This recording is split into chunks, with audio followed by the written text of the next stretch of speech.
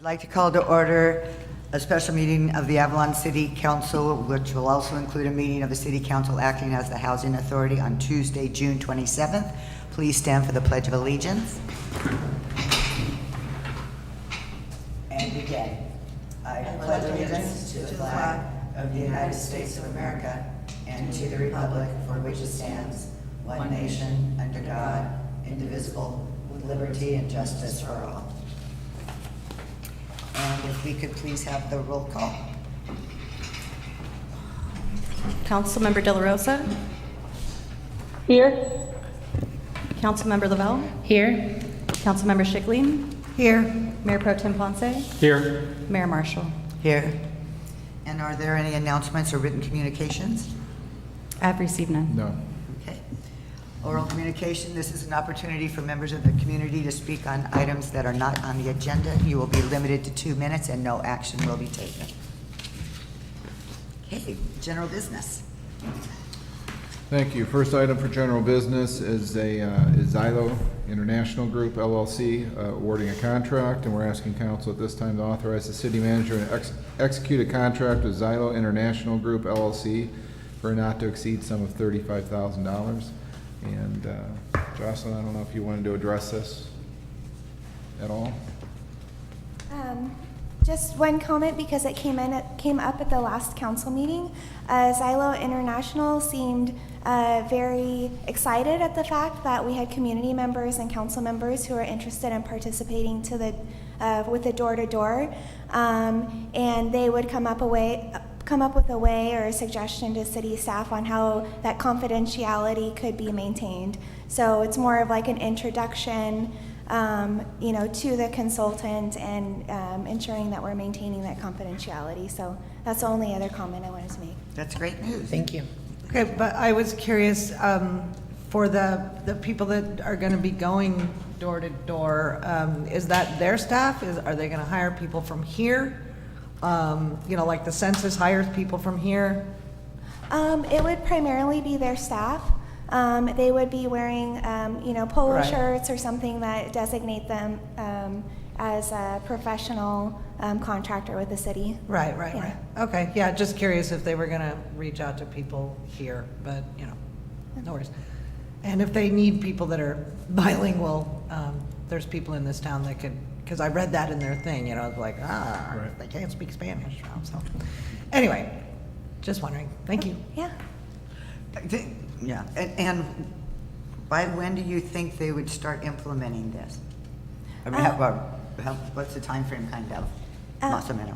Yeah, timeline, it will take us a few weeks to develop the survey and the questions to make sure they comply with the variety of grant programs we want to be considered for. And then if there's any other questions, the city manager and I were talking about maybe quality of life sort of questions, just, not necessarily related to the grant funding side of it, but since we're going to door and asking questions, like maybe we can look at adding a couple others just for, for city council and for city staff to kind of know a little bit more. No, for future growth and any other things that might come up that the community might want that we're not able to provide at the time. I think that's great. I'm just concerned if we do this in the summertime or whenever, everybody's working and going door to door is not going to be very effective. We were thinking at the beginning of the school year Oh, Yeah. okay. that we'd be able to capture the majority of the residents at that Yeah. time when school's back and such. I just wondered if there's a problem with maybe if getting permission from the employer, if we could go to the work site or something as well, because, yeah. Okay, but that's great. This is good. Okay. And I just want to make a comment on a news story I heard this morning. LA, if you make 70,000 a year, you're now considered low income. I saw that. That just blew me away. Yeah. Single making 70,000 a year, Right. you're considered low income. Right. Wow. It's crazy. Okay. Wow. Are there any questions? Or Gabby, anything on I've your end? received no comments. Okay, is there a motion, council? I'll move to authorize the city manager to execute a contract with Zillow International Group LLC for a not to exceed sum of $35,000. I'll second.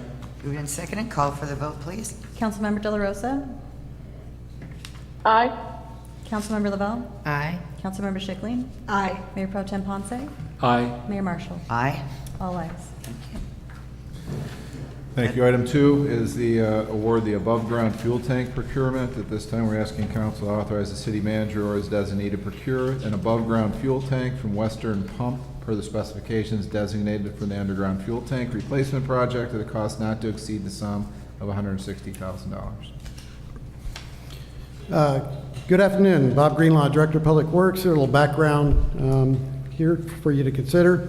This is one of 3 contracts anticipated to procure the resources to complete this project at the most competitive cost.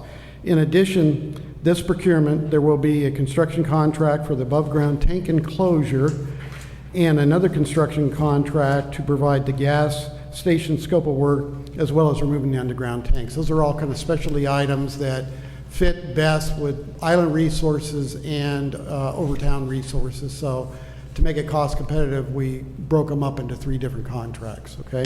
And plus, the tank is a long lead item. That's why we need to get it coming here right away. So after Labor Day, when we're in about October, we're ready for it to be installed. Nice. And there was 2 bids received, one that was $137,283.30 from Western Pump, and then the second bid from CWJ Construction for $259,000. So we're recommending the low bid. Looks like everything met the requirements. We thought that was a very competitive price, and that will be FOB on the barge there, and then we'll make sure it gets over here. Great. I just had one question. In the thing, it said we have 4 underground tanks, and in the bid, there's just 1 tank. So do we have to do this 3 more times, or is this 1 tank replacing all 4? This 1 tank will satisfy the need for all 4 of those. Awesome. that exist. It will have a baffle that splits between gasoline and diesel, and the lion's share being gasoline. Right, perfect. Oh, awesome. Yay, thank you. Okay, no further comments or questions? I'll make a motion to authorize the city manager or his designee to procure an above-ground fuel tank from Western Pump per the specification designated for the underground fuel tank replacement project at a cost not to exceed $160,000. I'll second that. Okay. No further comments, call for the vote. Councilmember De La Rosa? Aye. Councilmember Lavelle? Aye. Councilmember Schickling? Aye. Mayor Pro Tem Ponce? Aye. Mayor Marshall? Aye. All ayes.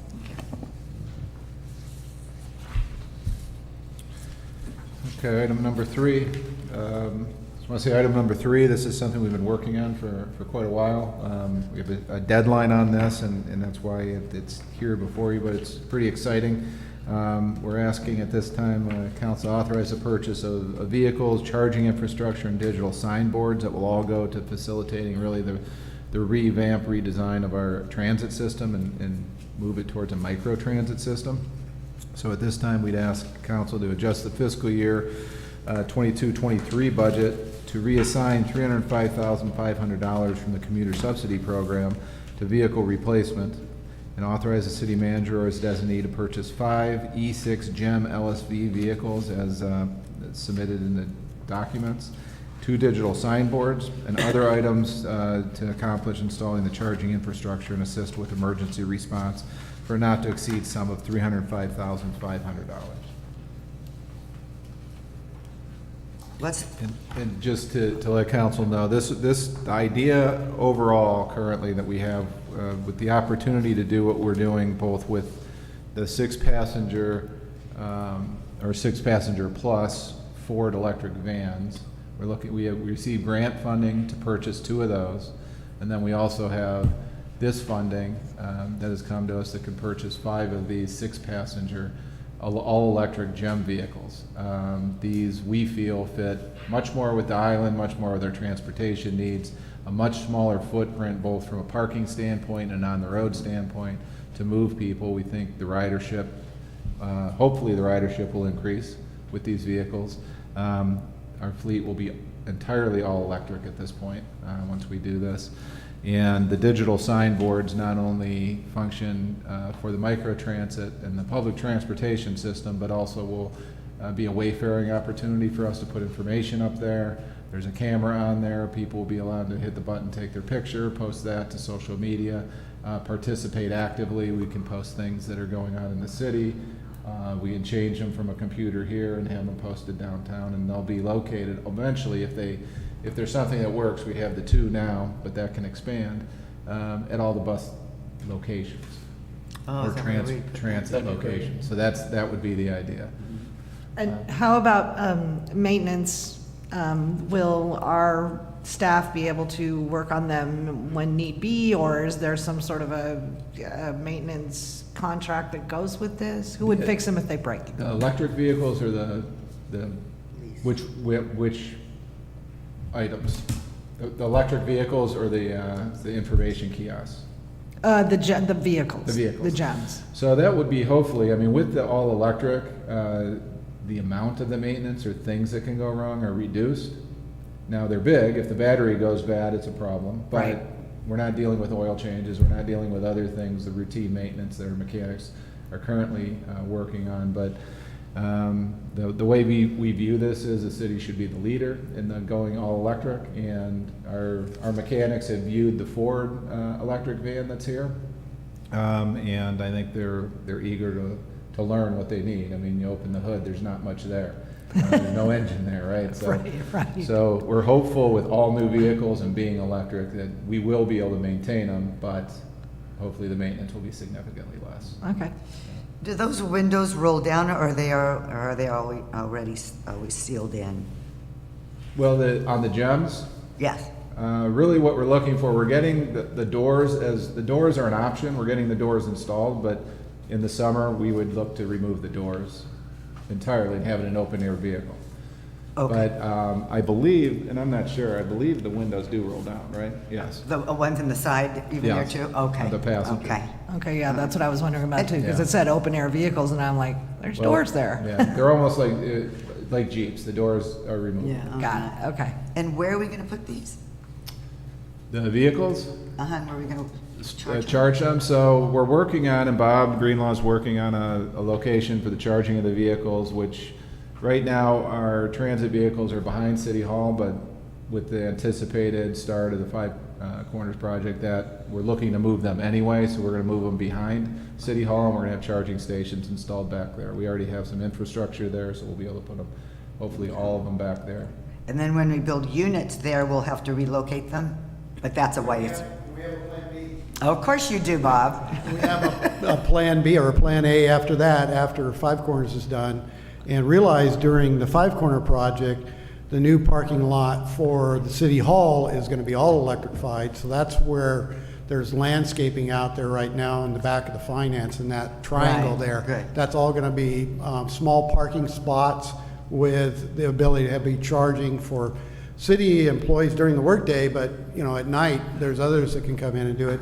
And then all the way down Tremont Street, along the new curb line there would all be charging, so level 2 chargers available, as well as, you know, the level 1 or golf cart charging. So that could be where folks could come and charge their vehicles that are in the flats that can't get that, you know, those facilities at their own place. Right. So all of that would come with a project real soon too. So Yeah. it's pretty fast coming at us all of a sudden. Yeah.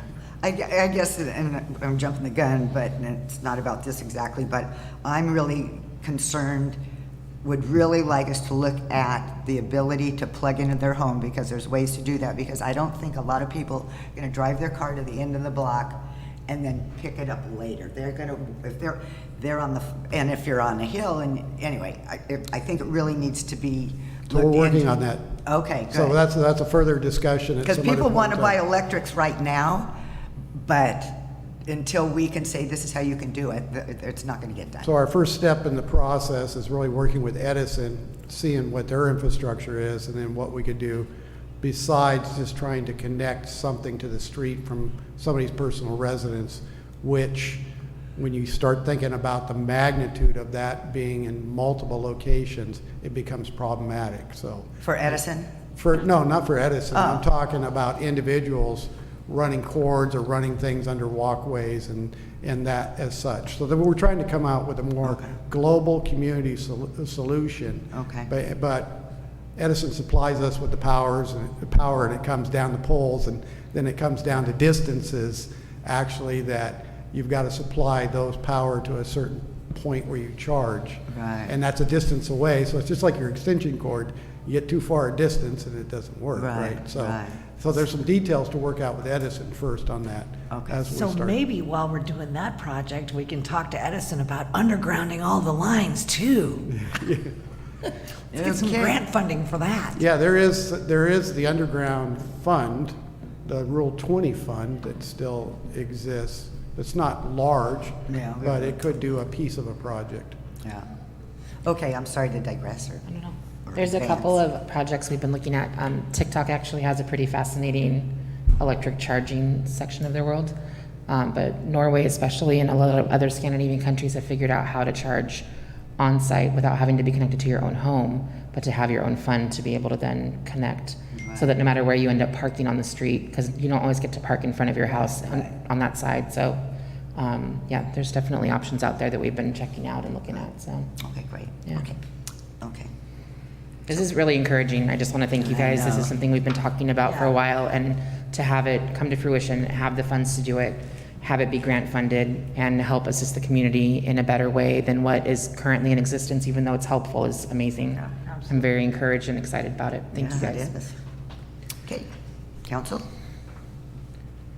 Make a motion to I'll make adjust. I'll make a motion to adjust the fiscal year 2022-2023 budget to reassign $305,500 from the commuter subsidy program 12230-5099 to vehicle replacement 12230-6781. 2, to authorize the city manager or his designee to purchase 5 E6 GEM LSV vehicles. 2, digital signboards and other items to install charging infrastructure and assist with emergency response were not to exceed the sum of $305,500. I'll second. Okay, call for the vote. Councilmember De La Rosa? Aye. Councilmember Lavelle? Aye. Councilmember Schickling? Aye. Mayor Pro Tem Ponce? Aye. Mayor Marshall? It sounded like somebody pinched you. All ayes. Okay, item number 4. Item number 4, council is acting as a housing authority for item number 4. Yes. So item number 4, we went out to bid for the 206 East Whitley project. At this time, we ask council to review bid results, award a construction contract if acceptable bid is received, or reject all bids. And at this time, I believe Bob will be telling you, we're asking you to reject all bids. If bids are rejected, adopt a resolution pursuant to Public Contracts Code 201767 by a 4/5 vote, authorizing the city manager or his designee to negotiate a construction contract for the 206 East Whitley Housing and Site Preparation Project. Okay, so just a quick background. So the item considers this construction contract at 206 East Whitley, and the scope of the work is to rehabilitate the existing retaining walls where we have a 4-unit structure. Because while we were investigating for the new building, we realized there was tiebacks and they were corroded. So even at the building we're at, we need to do some work, okay? So that's why we have some tie rods, so we have a scope of work to do some tie rods to tie everything together so that we can get another 50 years out of that existing wall. And then in addition to that, since, we don't have a building in the way, we could tear down that existing retaining wall that's up against the back of the Hermosa and at the front that allows a different grade to be from the street down to the parcel. So that's why the front retaining wall's there when you're at the street. We can tear those out and then use a product that we spec'd or equal, Vendura. So they're all over in North County of San Diego. So if you've been in Carlsbad, Vista, basically they get 30, 40-foot walls that you can plant, and they're, nice decorative face to them. So you can imagine that wall that's there at the Hermosa on the backside of the city's property now getting torn down and putting a nice wall all the way down the backside of the Hermosa, besides having something in the front. So that's the scope of the second, besides making the frontage improvements for the city's property to be able to allow the parking to be on site. So instead of impacting the whole neighborhood with this housing project, we would move the golf cart parking all along the front on the site. That widens the roadway in front, so that right now, as the fire chief will tell you, he has problems or coming around that curve and servicing whatever he needs to service, or your trash trucks or your delivery trucks. So as you get to that curve in East Whitley, there'll be a spot in front of all of those parked cars that's now widened. You can do, that servicing that's necessary there. So lots of good things with this project all at once. So the intent is really to be able to make that retaining wall good for that 4 units and prepare the site for a proposed 6 units that we already have a water allocation. The time clock is ticking on that. And so we'll need to, move ahead with something eventually, but this does it all cost effectively in one shot. So we did receive one bid, and it was from our local contractor at Jordahl, and it was $787,817. That we deemed about $200,000 above where we wanted to hit. So we're at the point where we're asking you to reject this bid, and then with a 4/5 vote and by resolution, that will allow the city manager to negotiate either scope of work or the way that we do this, so that that we can get on a price and a scope of work that works for us. And the scope of work would be with Jordahl, negotiating with Jordahl. Negotiating with this contractor Yeah, right okay. here. I think that makes sense to me. And just, as you get in a public bid, in a formal public bid, it gets down to items and you get locked into there. And we need to be able to talk to the contractor, and by state code, it allows us to do this once we've been out to a formal bid and that we found it to be too high priced. Sure. We can reject those bids and then allow our executive officer to start negotiating that. And did anybody even show an interest at the beginning? Did you get any?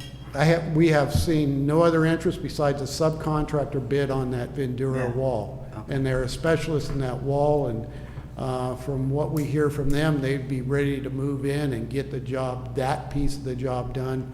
Jordahl seems like he's ready to go and do that scope of work, that was straightforward. It's really just time intensive. Right, yeah. Where all those tie rods go. So we think it has value. We think the project has value. We think that, as far as an opportunity for the future, you've got 4 units that'll be done, because our next thing is to bring that remodel contract to you, which we're working on right now, just the fine-tuning elements. So after this one gets done, and while it's getting done, we're bringing that contract forward so that we can start that remodel. And then you would have the opportunity to decide whether you want another 6 units here, so it has that value at that point. It's a Right. flat piece of ground with every utility, all the frontage improvements in there. I don't think that you find that readily available here in Avalon. Right. I have one other, I'm sorry, I want to make this statement. When you're developing the plans for however many new units, I truly do not want us to move that fountain. I think there's no way that you can affordably tear it down and put it somewhere else. The tiles would get totally trashed. We always complain that little bits of Avalon history keep going away, and it's just me. I really don't want to see that fountain go. I'm with you. I love that fountain. So If at all possible. I can share a little bit about the fountain, just so you can think about it. I know, you're such a good Yeah. talking us out of things, Bob. I'm not trying to say a bill of goods, I'm just Yeah. trying to tell you what the actual facts. We had a long conversation about the fountain. Okay, we don't like the actual facts sometimes, sir? I know it, but at least I provide those with reports. Okay, so here is the hazardous report. So whenever we tear down something in the state of California, you've got to so we tear down a building, everybody has to have it. So we're the city, we have a hazardous report. And then the very bottom of this is a picture of the fountain you're It talking is. about. And it is a great fountain, and it is really a good piece of Avalon history. But this was the result of the report where those two things are highlighted, and that's lead. So it has high levels of lead and it's deteriorated. So what OSHA is telling us is to not leave those things in a building or somehow mitigate that.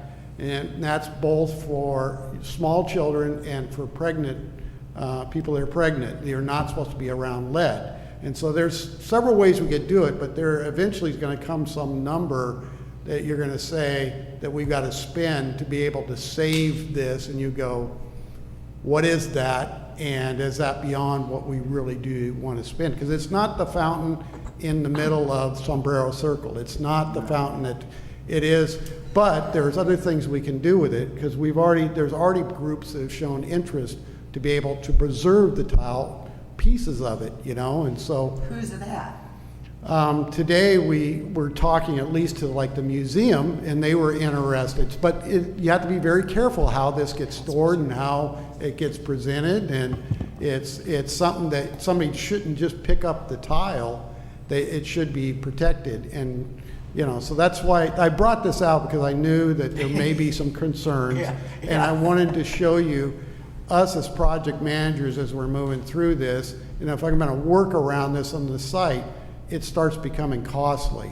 So You can cover it with resin or something, 3 inches thick? And we can explore that, and that's part of the mitigation that I'm talking about. And, and there may be some cost in when that happens, and then still, what's our exposure to it? So we can write a report on that, we can investigate and write a report, but at some point we'll come to that, there'll be a cost benefit on it, and then if it becomes too costly, it's like, we're not just going to throw it in the dump. It's like, what do we do, like we do with anything that we preserve, And it depends on its location and what we could do to preserve that, I just don't know what's being preserved. I mean, yes, we do the fountains and you do the wall and we do Casino Archway, but anyway.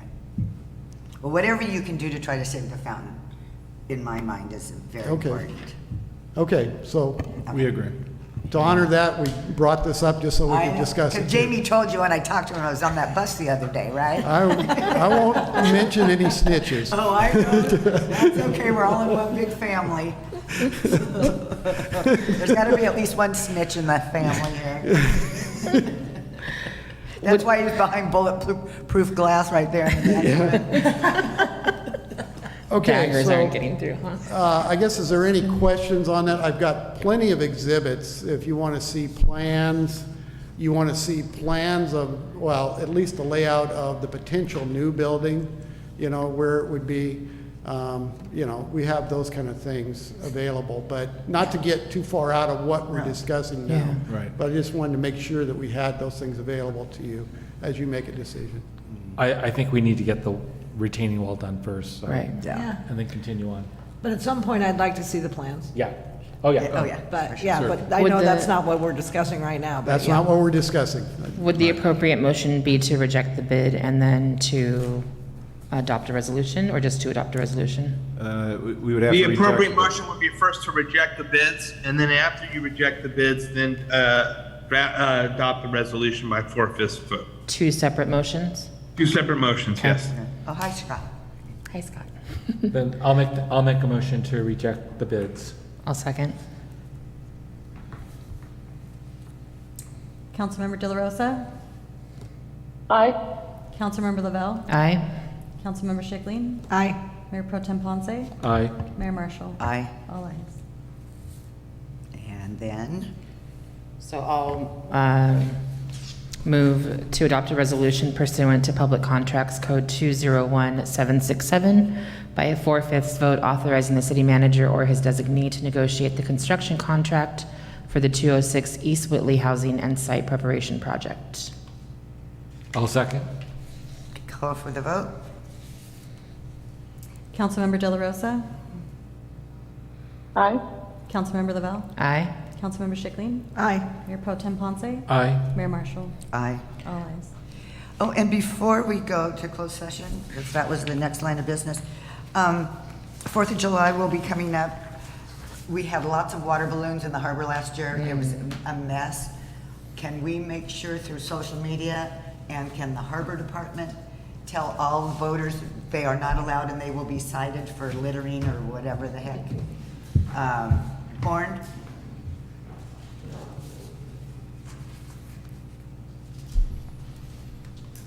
So we do try to get the word out to everybody. Inevitably, somebody shows up to the party with, with the water balloons.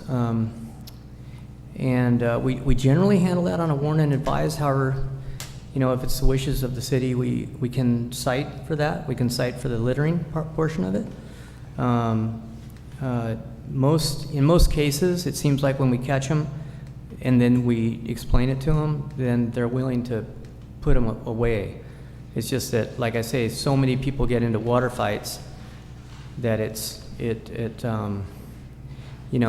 where more and more people are using the water cannons. Those are great. Yeah, that's fantastic.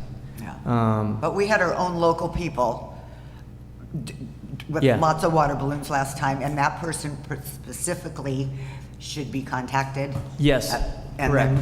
then if you know a couple others like that, probably my grandson. So our usual connections, we'll get those emails out and get them contacted and get them to spread the word that we frown upon it. And there is a lot of people that, obviously they see it as a bad thing, as pollution. It totally is pollution. Yes. Absolutely. Okay, great, thank you. Okay. And I guess we also want to wish everybody a very safe 4th of July. Have a great time, but I'm sure law enforcement will be on their toes because we're probably going to have some cherry bombs and different things go off during the day or the evening, so my goodness. Okay, here we go. Closed session. Yes, we will be going into closed session. So we have closed session for real property negotiations for 128 and 130 Marilla, and then real property negotiations for 206 East Whitley. And then we'll come back just to close out.